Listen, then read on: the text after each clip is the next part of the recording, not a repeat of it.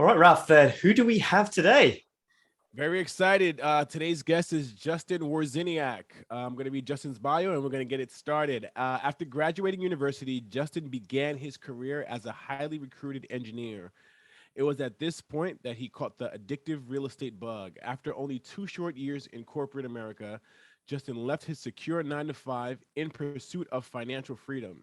That was when the cash flow cowboy was born. Initially an investor friendly realtor, he replaced an engineering salary in less than 1 year, but that was active income. Justin was in pursuit of the golden apple, passive income. At the age of just 26 years old, Justin became a full time multifamily real estate investor and entrepreneur. To date, he has closed over 25 deals and 6.5 million in assets. He has started his own investment company, which is we'll have his website for you there later, and developed a revolutionary direct to seller software system. Justin is active on social media, logging his journey to 300 units by 30 years old. He is currently 27 years old and is up to 59 apartment units. Let's welcome to our multifamily breakfast club, Justin. Justin, how's it going, buddy?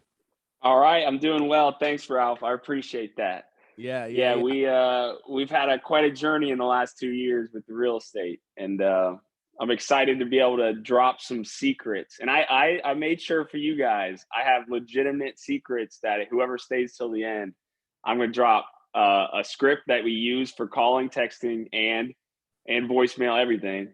And then we have a lead capture form. So when you got someone on the phone, you know exactly what to ask them, exactly what information you need. So everyone who Let's stays to the end gets that, let's courtesy of you guys for let's having me get on. right into it. So I know I read your bio there, give it like a high level overview, but tell us a little bit about yourself and how you got into multifamily investing.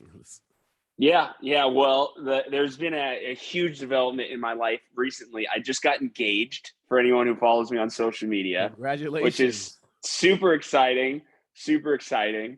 And like you said, congratulations. We looked at it, we posted on social media, and I was blown away at the amount of comments that I got saying congratulations, congratulations, congratulations. And I loved it, obviously. It was so much that I ended up having to get my little sister like to help me respond to all the comments that were coming in because I wanted to interact. And so the reason I mention this is because I want to touch on, like, my story involves relationships. And so this is a particular one where, everyone sees the social media post, they see that, hey, we got engaged, and that's like the tip of the iceberg. No one sees the foundation that's underneath, right? And so Allie, a little bit about my fiance, she literally got injured early on in life where they told her she was never going to run. She was going to walk in a boot, have a walker her whole life. And then she ends up crushing that limiting belief, going on playing D1 lacrosse. She gets there, she gets injured again, just demoralizing, goes back, and now she's in pursuit of becoming an orthopedic surgeon where she's going to help others, get through injuries and get their lives and their dreams back. So I got to see her go through all that, right? That during our relationship, that's just all craziness, right? And on the flip side, I was no easy person to be in a relationship, right? So I started out, I was a problem kid in high school, right? So I had been arrested twice at the age of 18, just not a good situation. But that second one kicked my butt in gear, where then I went on to pursue engineering, right? It was in my bio. I graduated top of my class engineering from a state school in Florida, went on to the Midwest, where after just 2 years I left because I had caught that real estate bug. And then I went in to be, investments, and part of that was actually being a realtor for a short period of time where I did a bunch of transactions. And so she saw me go from degenerate to high performing engineer to then being like, all right, you're gonna throw away this safe, secure job to go pursue multifamily. Like, what the heck is that? Like, nobody knows what that is, right? And so she saw all that and I saw all that. And the reason I go into this, I think it's such a great example, is because two things, and this applies to direct to seller tremendously, is one, you must invest in your relationships. You must invest. And number two, a great relationship can change everything. And so, speaking of great relationships changing everything, that's kind of why I'm so successful right now. And it's someone that a lot of people in this group actually know, and it's the MIH mastermind, right? I joined a mastermind network. I invested into relationships, and where I met Marco and Hadar. Marco in particular has been a friend and a mentor. He runs the mastermind, and he has kind of they've both set us up for success in multifamily investing. And so February 2021, I knew I caught the real estate bug. I read Rich Dad, Poor Dad, right? And so you're just like, I bet everyone who's read it, you're like, oh my gosh, I got to do this, but you don't know what to do.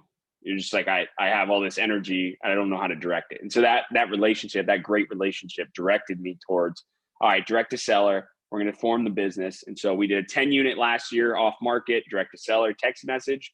And then throughout the year, we kind of built the foundation. And then this year, we've already closed 4 deals, a variety of different off market tactics. They've all been direct to seller. One that was wholesaled. And then on Monday, we should be under contract on another 27 unit property in Indianapolis, right? So we got a couple more in the pipeline too. So it's like the relationships have been the key to success. And those relationships are something that people need to use when they're doing direct to seller as well. Yeah, I love what you said there. That transition, that journey that you have is really shows how the access to real estate and becoming a real estate investor is really open to really anyone who will take the time to like buckle down and learn the system, right? Like if I wanted to be an engineer, that's a little bit more targeted, right? Don't do it. Just jump into there, right? Yeah, but investing is just really an opportunity for everyone, as long as they'll take the opportunity, the time to learn and really dig in more. And I love what you said about the mindset there about investing in your relationships and how a great relationship can change everything, right? We underestimate the power of networking sometimes and the value that could bring for your business. So really great points there.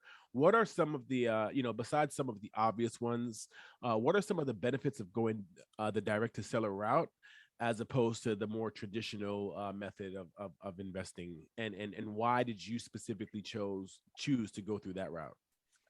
Yeah, I think the obvious ones are like, hey, if you don't go through a broker, the seller doesn't have to pay the broker commission. So as a result, there's a potential for a discount. That's true.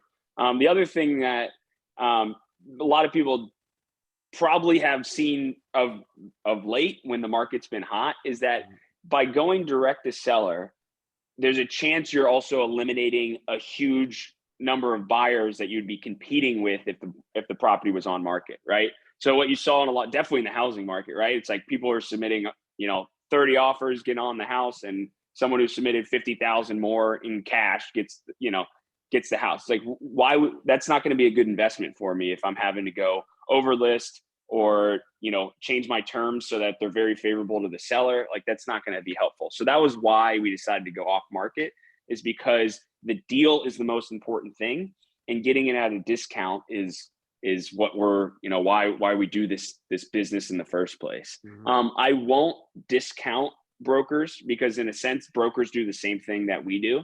Yep. They go to property owners and they have their systems built around trying to find them to sell, and they collect a commission for their service. So there is if you want to go into the direct to seller business, understand that it is a legitimate business that you're going to need to invest in to put the systems in place to do that.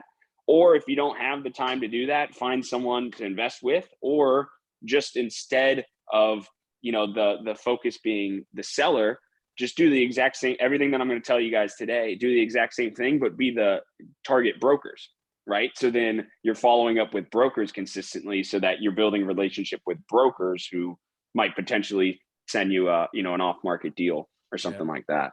Awesome. Yeah. I mean, great point. Brokers are direct to seller, right? They are. They're the middlemen for us. Yeah. What have you found to be the most effective way to find and connect with owners in your target market? You're going to love this one. Drum roll. All right. Relationships. Literally build a relationship with people. In our business, we do calling and texting, and we're now integrating email marketing, right? Some people do direct mail, and I know people who have had a ton of success with that. At the end of the day, regardless of the method that you're using, the most important thing is the relationship. You need to be contacting them, and you need to have a system to follow up with them.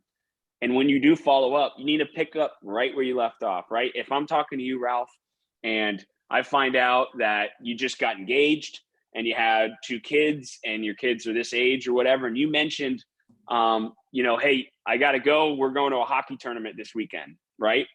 you better believe I'm jotting that down in our notes so that next time I call them or next time someone on our team calls them, they're asking, how did your son play in that hockey tournament that you went to last weekend? That is the level of relationship you need to build. And it's like, it's almost like you're courting them for marriage or whatever relationship. Like you need to act like you genuinely care about them, because you should, because that relationship will lead to you building generational wealth by buying apartment buildings. So you got to invest in that relationship, regardless if you're texting or calling or email.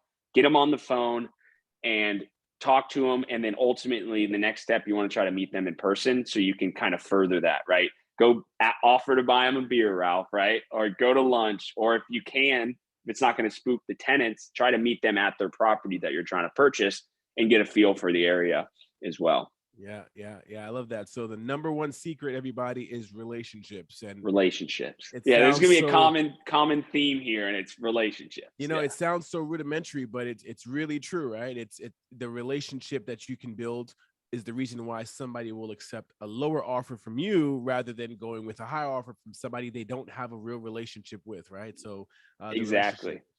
And the flip side of that, Ralph, right, is if you have a relationship with someone and then you submit an offer, if I don't know you and you submit an offer to me, I'm just going to immediately think you're trying to take advantage of me, right? I'm like, there's no way, like you're trying to take advantage of me. If you have a relationship before you start the offer negotiations, you can now sit down with them and show them exactly why you believe their apartment building is valued at this amount. And they will trust it, or at least trust it more than if you were just some Joe Schmo off the side of the road. And that is important because that is thousands of dollars worth of a discount every time you submit an offer.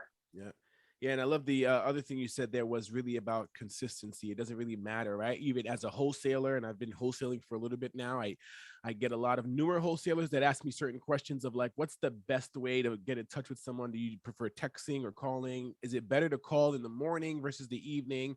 And the answer is always the same, right? Whatever you can be the most consistent with, that should be what you choose to use, because what really gets you the deal and gets you the leads is not the method you're using, but more so, are you consistent in it or not, right? Are you building consistency there for sure?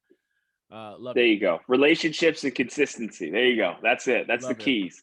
Love it. So if someone's just starting out the direct to seller outreach or lead generation, what would be like the top 3 to 5 things you would tell them to focus on right from the beginning?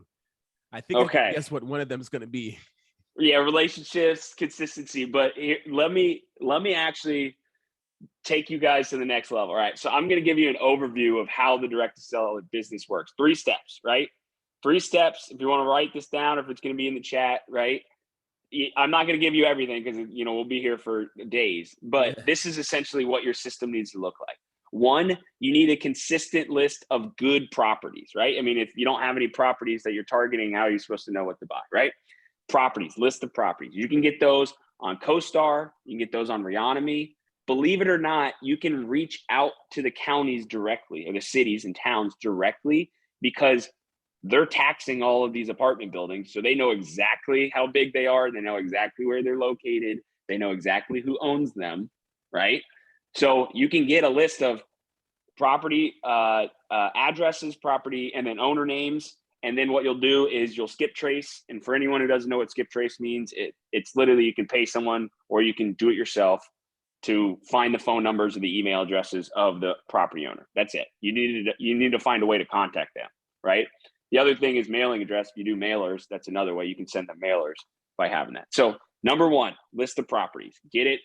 Go to the city, go to Reonomy, go to CoStar, just get a good list and make sure it's within your criteria of what you want. Because if you're calling, like for us, we just got in a bunch of trouble. We just wasted so much marketing dollars on hitting a bunch of 4-plex conversion houses in Fort Wayne, Indiana, that like we look at the address and we'd never buy it. And we had a list of 1,000 properties, and like just littered in there randomly were these terrible houses that we were, properties that we'd never buy. And the reason being is we didn't get a good list up front. So we started calling them and texting them and emailing them, and we're just taking money and we're just flushing it down the drain, right? So make sure your list is good up front. It's going to save you money.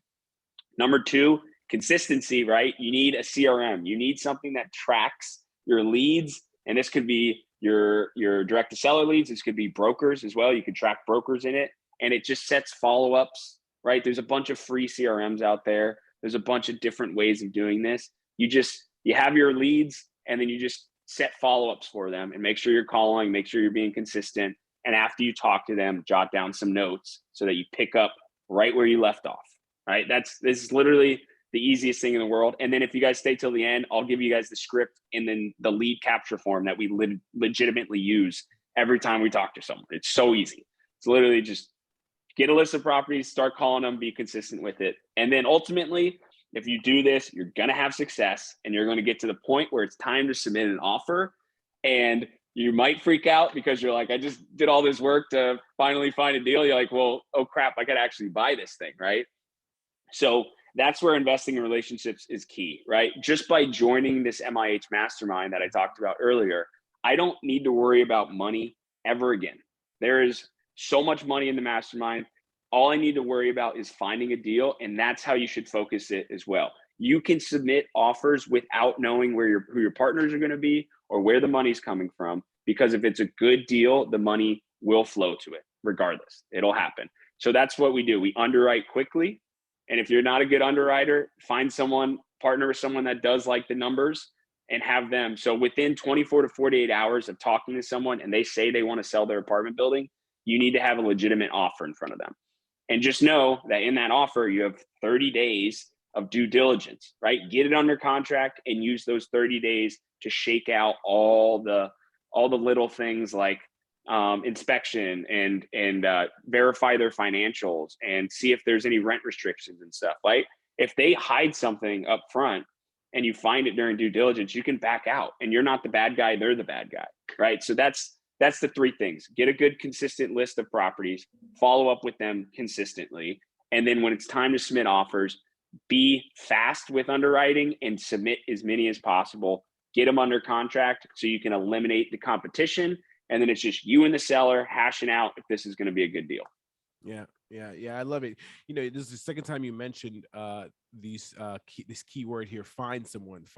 And I love that because your network is your net worth, right? And in the same breath, you don't want to be a lone ranger trying to juggle 7, 8 different hats, when you should really just focus on what your strength is, hone in on that skill specifically, and then farm out those other tasks and duties to other partners, right? And really build something with a larger network, right?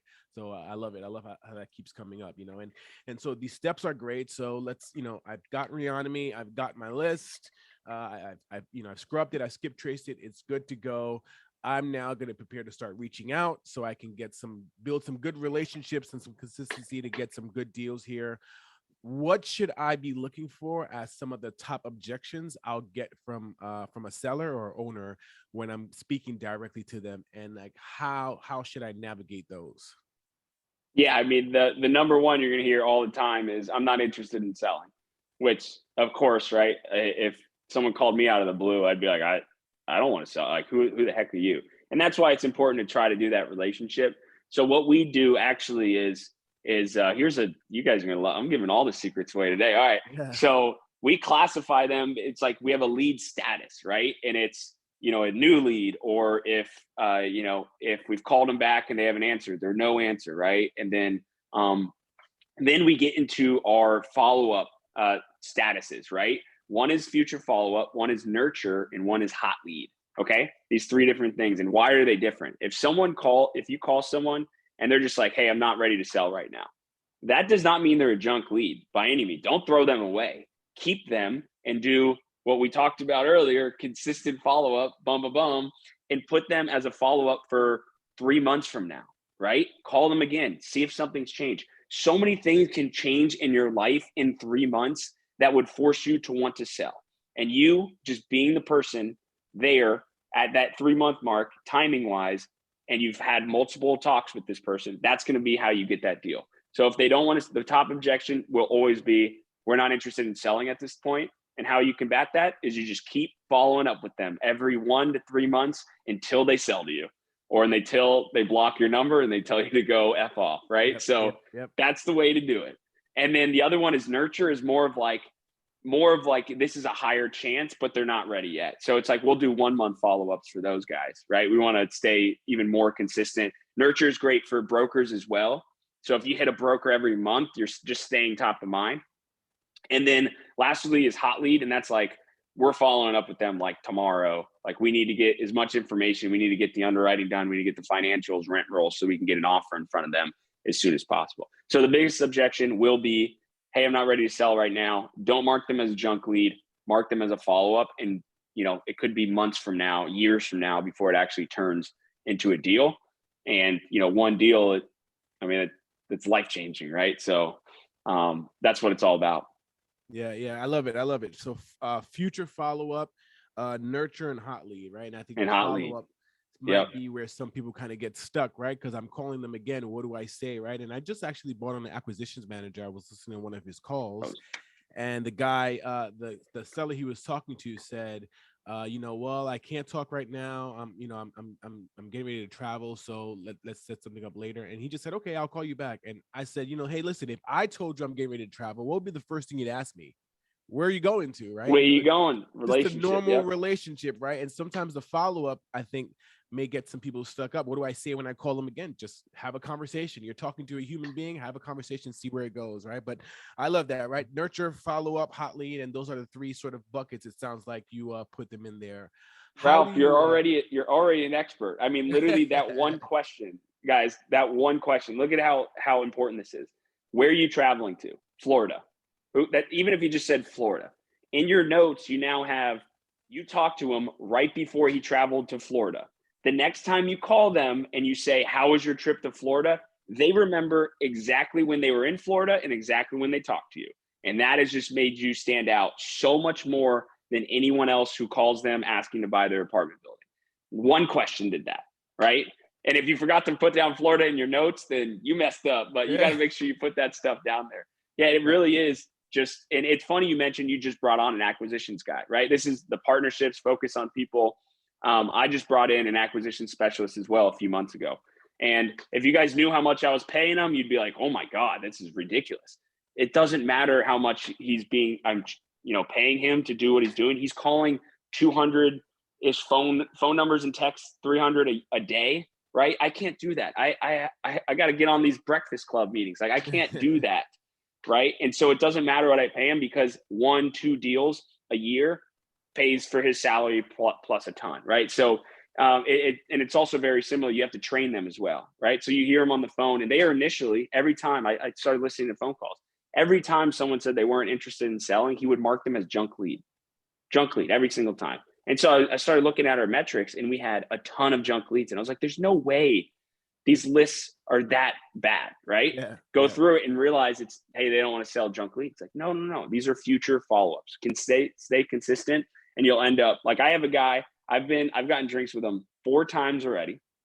He's a 16-unit apartment building in Michigan. Four times I've gone to drinks with him. I've met his sister. We went out and we got way too drunk one night with just his whole family and whatnot. And I'm not like a guy that just goes out and drinks all the time, but it was like, this is, business expense, right? This is is client, relationship building. But I just keep following up with him every 3 months. And I guarantee you, I'm going to buy his apartment building in 2 years from now.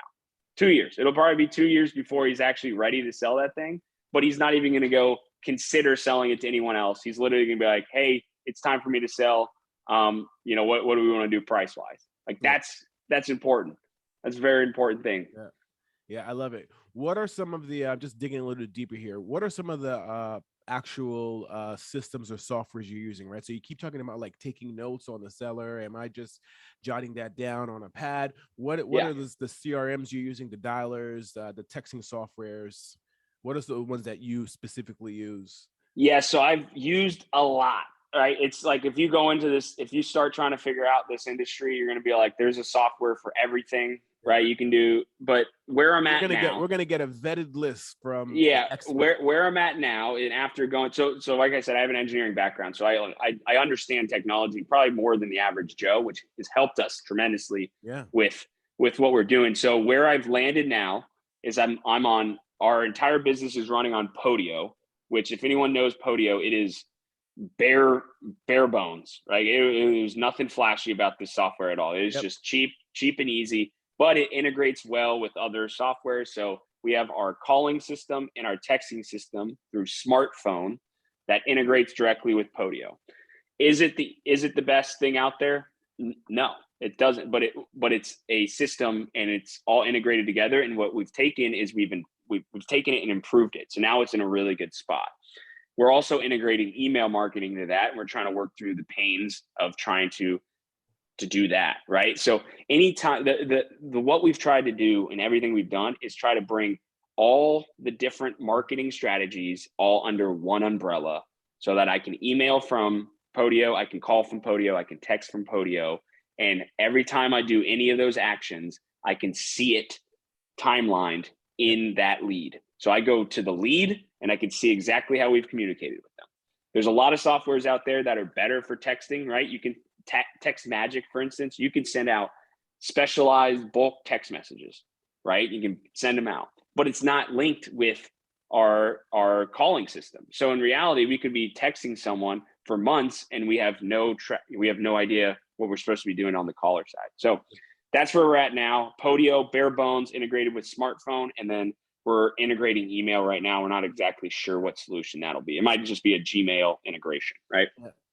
Now, I say this all to be like, there's something better coming, okay? So because I realized how difficult this was for me, even having the engineering background, technology background, I have legitimately been like, I'm not going to let anyone else suffer this pain, right? So I've taken my own money and I've invested in developing a software that is going to do everything that our system does, but so much more user-friendly, so much better integrations, because instead of building it on a bare bones platform, I've spent the money to build it on Zoho, which is like a top 3 sales CRM platform, and do all the custom integrations necessary to weld this into a multifamily direct-to-seller machine, right? And so that's what I've been doing on my own money, my own time in the background, just so I have something that I can be like, I know you guys are struggling with direct-to-seller.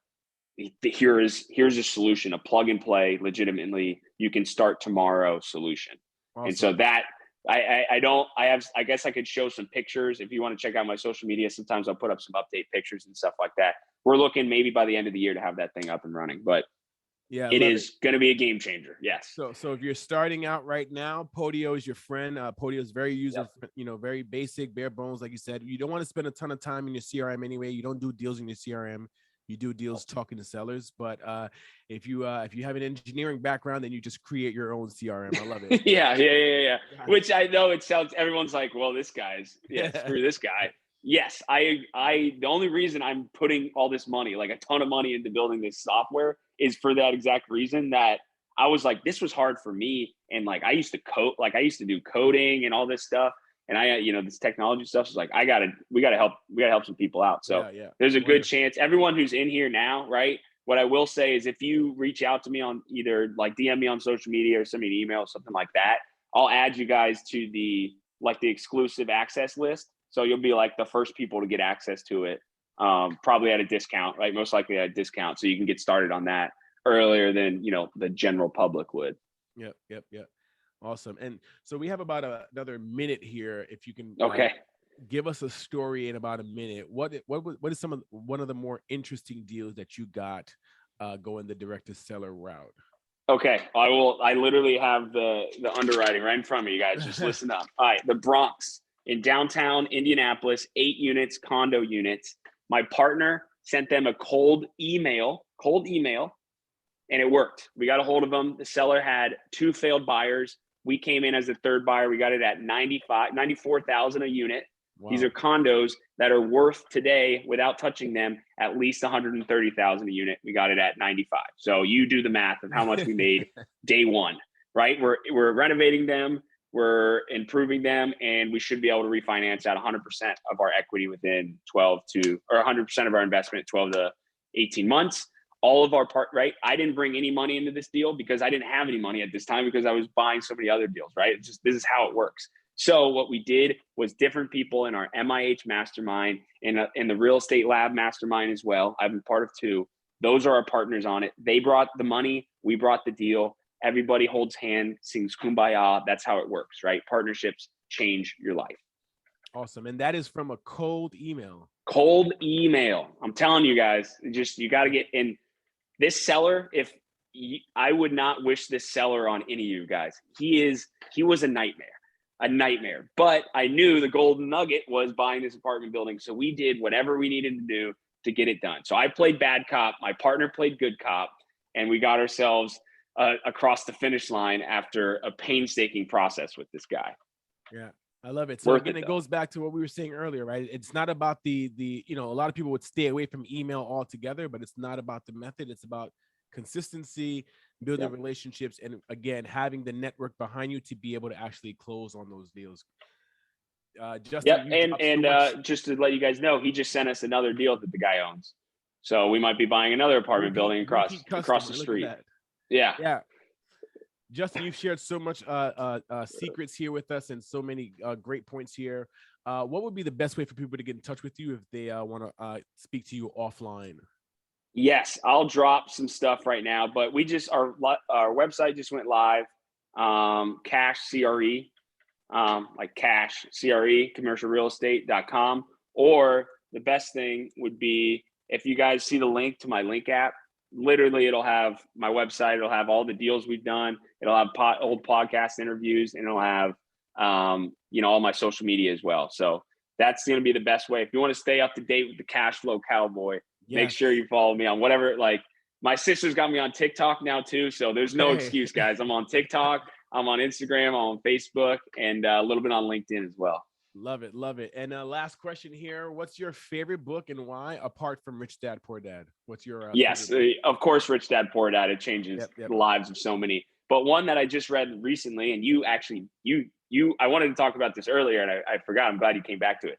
The book called Who Not How by Dan Sullivan. And this is such a powerful book because it's literally telling you, stop trying to do it all. Stop trying to think that you can do all of it. If you want to scale, especially in the real estate world, right? If you want to apply this book to real estate, if you want to scale, it's through partnerships, right? Focus on what you're good at. I'm good at building relationships. I'm not very good at raising capital right now, right? So we find people that raise capital, and I just keep finding deals. That's all I got to do, right? So it's all about focus on your strengths, delegate your weaknesses, or automate your weaknesses if you can as well. Who Not How, Dan Sullivan. Love it. Justin, thank you so much for being a part of our Breakfast Club this morning and for all the gems you've shared this morning. Really appreciate your time, buddy. You bet. All right. Thanks.